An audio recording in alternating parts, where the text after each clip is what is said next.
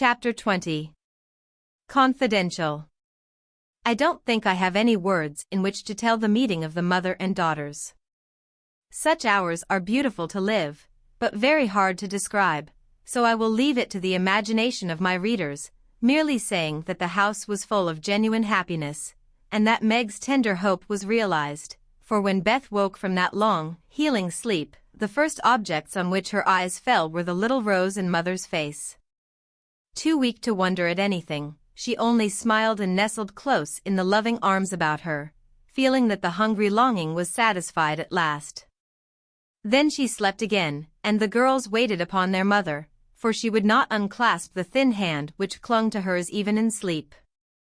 Hannah had dished up an astonishing breakfast for the traveler, finding it impossible to vent her excitement in any other way, and Meg and Joe fed their mother like dutiful young storks. While they listened to her whispered account of father's state, Mr. Brooks promised to stay and nurse him, the delays which the storm occasioned on the homeward journey, and the unspeakable comfort Laurie's hopeful face had given her when she arrived, worn out with fatigue, anxiety, and cold. What a strange yet pleasant day that was. So brilliant and gay without, for all the world seemed abroad to welcome the first snow. So quiet and reposeful within, for everyone slept, spent with watching, and a Sabbath stillness reigned through the house, while nodding Hannah mounted guard at the door. With a blissful sense of burdens lifted off, Meg and Joe closed their weary eyes, and lay at rest, like storm-beaten boats safe at anchor in a quiet harbor. Mrs. March would not leave Beth's side, but rested in the big chair, waking often to look at, touch, and brood over her child, like a miser over some recovered treasure. Laurie meanwhile posted off to comfort Amy, and told his story so well that Aunt March actually sniffed herself, and never once said, "I told you so." Amy came out so strong on this occasion that I think the good thoughts in the little chapel really began to bear fruit. She dried her tears quickly, restrained her impatience to see her mother, and never even thought of the turquoise ring, when the old lady heartily agreed in Laurie's opinion that she behaved like a capital little woman. Even Polly seemed impressed, for he called her a good girl, blessed her buttons, and begged her to come and take a walk, dear, in his most affable tone. She would very gladly have gone out to enjoy the bright wintry weather, but discovering that Laurie was dropping with sleep in spite of manful efforts to conceal the fact, she persuaded him to rest on the sofa, while she wrote a note to her mother. She was a long time about it, and when she returned, he was stretched out with both arms under his head, sound asleep, while Aunt March had pulled down the curtains and sat doing nothing in an unusual fit of benignity. After a while, they began to think he was not going to wake up till night, and I'm not sure that he would, had he not been effectually roused by Amy's cry of joy at sight of her mother. There probably were a good many happy little girls in and about the city that day, but it is my private opinion that Amy was the happiest of all, when she sat in her mother's lap and told her trials, receiving consolation and compensation in the shape of approving smiles and fond caresses. They were alone together in the chapel, to which her mother did not object when its purpose was explained to her. On the contrary, I like it very much, dear, looking from the dusty rosary to the well-worn little book, and the lovely picture with its garland of evergreen. It is an excellent plan to have some place where we can go to be quiet, when things vex or grieve us. There are a good many hard times in this life of ours, but we can always bear them if we ask help in the right way. I think my little girl is learning this. Yes, Mother, and when I go home I mean to have a corner in the big closet to put my books and the copy of that picture which I've tried to make. The woman's face is not good, it's too beautiful for me to draw, but the baby is done better, and I love it very much. I like to think he was a little child once, for then I don't seem so far away, and that helps me. As Amy pointed to the smiling Christ child on his mother's knee, Mrs. March saw something on the lifted hand that made her smile. She said nothing, but Amy understood the look, and after a minute's pause, she added gravely, "I wanted to speak to you about this, but I forgot it. Aunt gave me the ring today. She called me to her and kissed me, and put it on my finger, and said I was a credit to her, and she'd like to keep me always." She gave that funny guard to keep the turquoise on, as it's too big. I'd like to wear them, Mother, can I?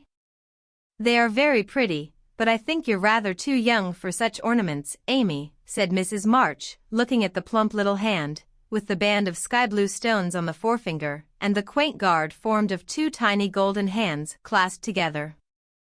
I'll try not to be vain, said Amy. I don't think I like it only because it's so pretty, but I want to wear it as the girl in the story wore her bracelet, to remind me of something. Do you mean Aunt March? Asked her mother, laughing. No, to remind me not to be selfish. Amy looked so earnest and sincere about it that her mother stopped laughing, and listened respectfully to the little plan. I've thought a great deal lately about my bundle of naughties, and being selfish is the largest one in it, so I'm going to try hard to cure it if I can. Beth isn't selfish, and that's the reason everyone loves her and feels so bad at the thoughts of losing her. People wouldn't feel so bad about me if I was sick, and I don't deserve to have them, but I'd like to be loved and missed by a great many friends, so I'm going to try and be like Beth all I can. I'm apt to forget my resolutions, but if I had something always about me to remind me, I guess I should do better. May we try this way? Yes, but I have more faith in the corner of the big closet. Wear your ring, dear, and do your best. I think you will prosper, for the sincere wish to be good is half the battle. Now I must go back to Beth. Keep up your heart, little daughter, and we will soon have you home again.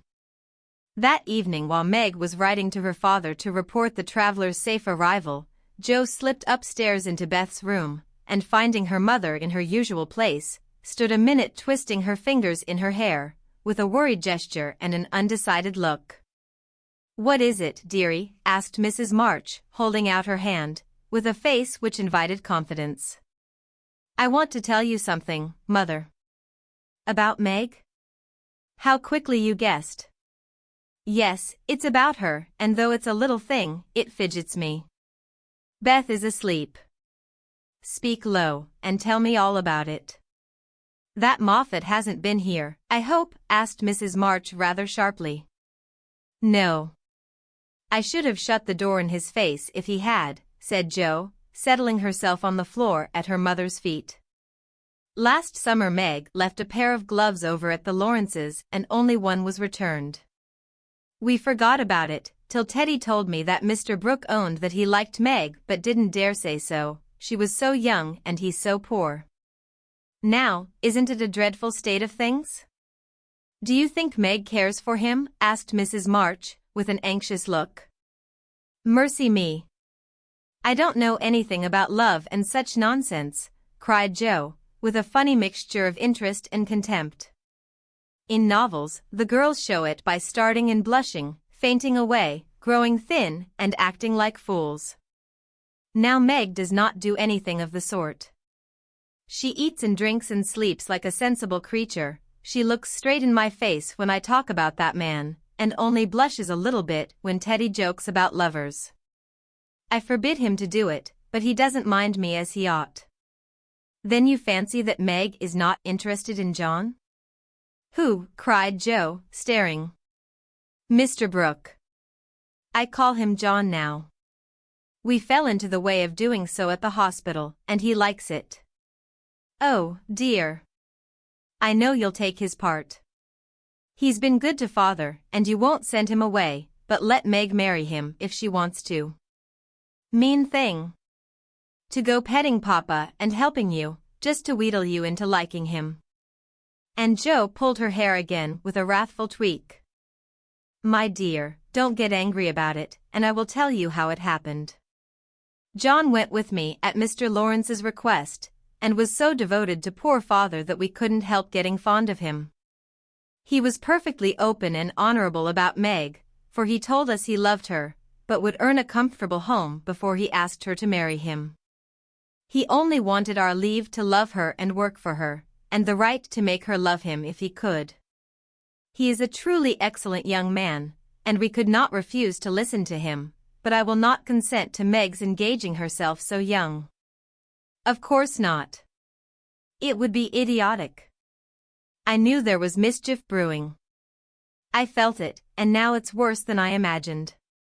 I just wish I could marry Meg myself, and keep her safe in the family. This odd arrangement made Mrs. March smile, but she said gravely, Joe, I confide in you and don't wish you to say anything to Meg yet.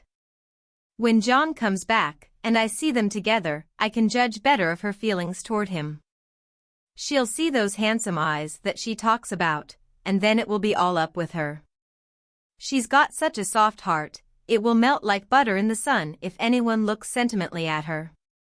She read the short reports he sent more than she did your letters, and pinched me when I spoke of it, and likes brown eyes, and doesn't think John an ugly name, and she'll go and fall in love, and there's an end of peace and fun, and cozy times together.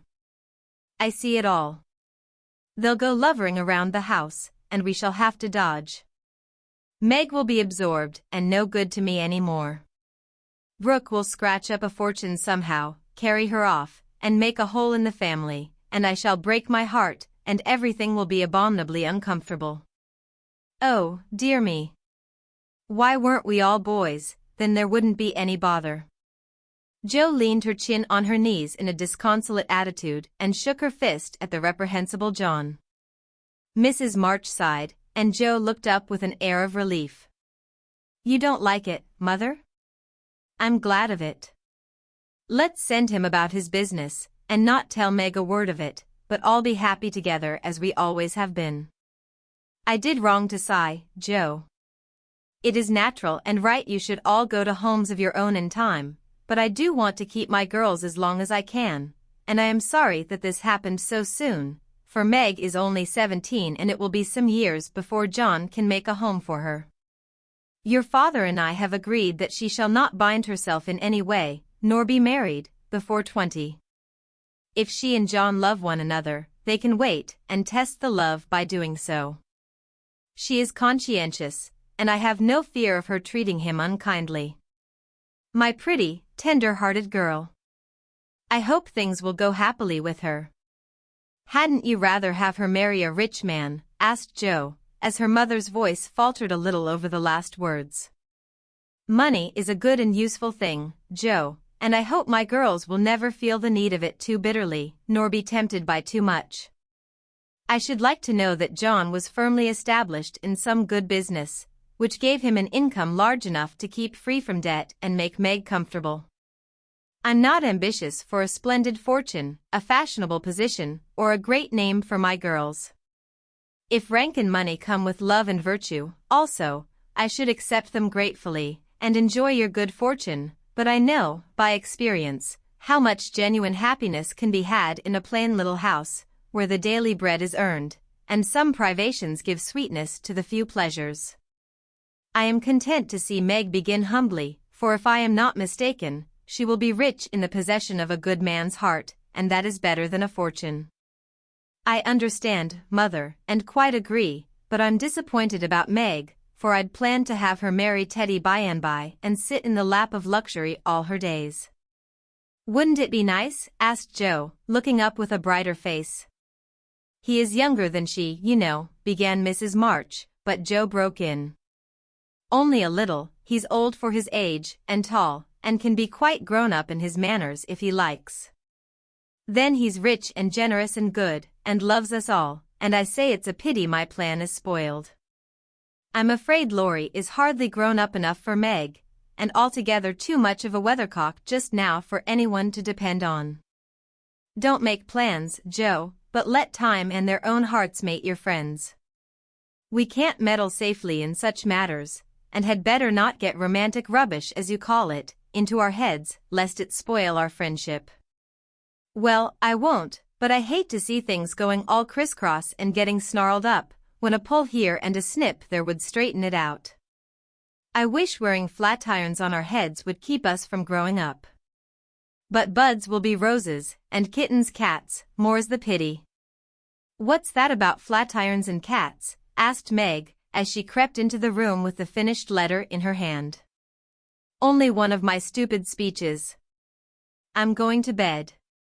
Come, Peggy, said Jo, unfolding herself like an animated puzzle. Quite right, and beautifully written. Please add that I send my love to John, said Mrs. March, as she glanced over the letter and gave it back. Do you call him John? Asked Meg, smiling, with her innocent eyes looking down into her mother's. Yes, he has been like a son to us, and we are very fond of him, replied Mrs. March, returning the look with a keen one. I'm glad of that, he is so lonely. Good night, Mother, dear. It is so inexpressibly comfortable to have you here, was Meg's answer. The kiss her mother gave her was a very tender one, and as she went away, Mrs. March said, with a mixture of satisfaction and regret, she does not love John yet, but will soon learn to.